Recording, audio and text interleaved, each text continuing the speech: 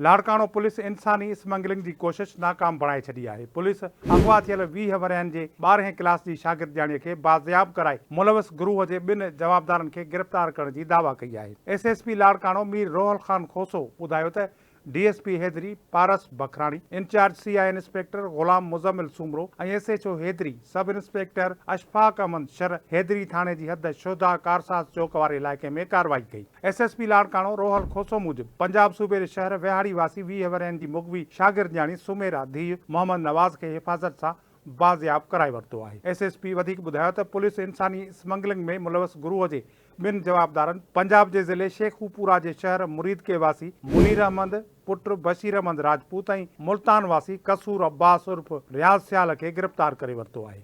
हुन वधीक ॿुधायो त गिरफ़्तार जवाबदारनि खां मक़ामी गुरू, ॿियनि साथियुनि ऐं सहूलतकारनि बाबति पुछा ॻाछा जारी आहे। गिरफ़्तार जवाबदारनि पंहिंजे ॾोह जो इतराफ़ कयो आहे। 2 जवाबदार अॻु बि जेल काटे चुका आहिनि।